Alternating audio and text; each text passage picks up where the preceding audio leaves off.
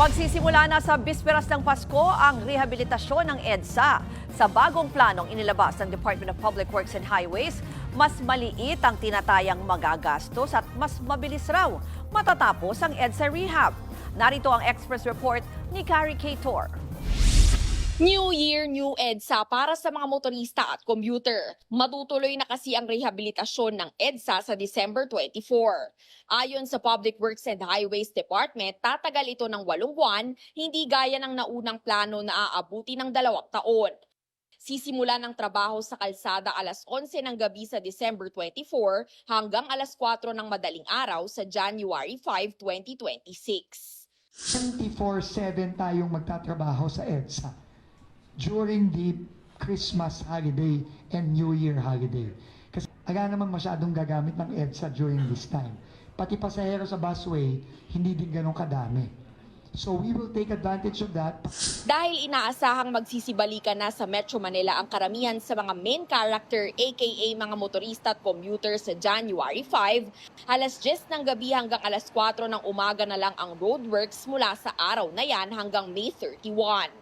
Hahatiin sa 2 phases ang EDSA rehab na tatagal ng tig-4 na buwan. Ang unang phase, mula Rojas Boulevard sa Maynila hanggang Orense sa Makati. Sa phase 2 naman ang natitira pang bahagi ng EDSA. Paniniguro pa ng gobyerno, hindi raw matinding abala ang idudulot nito sa mga gagamit ng EDSA. Dati, buong lane i-disrupt, kung maalala nyo, di ba? Ipapasara yan buong araw. Ngayon, hindi na ganon. There will be minimal disruption. Majority ng kailangan i-reblock. Yung talagang mga nakalubog na, bitak-bitak na yung kalye, yan ay mostly from Rojas to Taft. So doon ang concentration of work. Gagamit din daw ng bagong teknolohiya sa paglalapat ng aspalto sa kalsada. Kaya niyang mag-take ng mas mabibigat na mga sasakyan. Mas madali ang resistance niya sa tubig kasi mas madali siyang humigop na hindi siya madaling madulas. And yung pinaka-importante din dyan, yung longer maintenance life.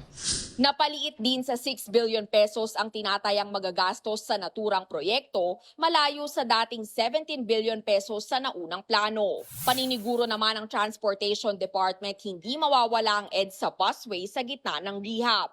Sakaling magkaaberyahan, rin daw mag-deploy ang ahensya ng mga karagdagang bus. May mga magagamit na rin daw na bagong bagon ng tren sa MRT3 sa Pasko. Ibang-iba ito.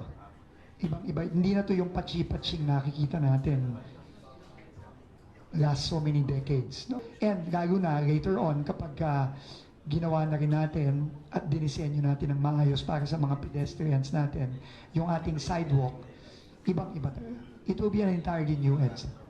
Nagbabalita mula sa Frontline, Carrie Cator, News 5. Mga kapatid, Ruth Cabalpo, para sa mabilis na pasada ng mga balitang dapat niyong malaman, mag-follow at mag-subscribe sa social media pages ng News 5.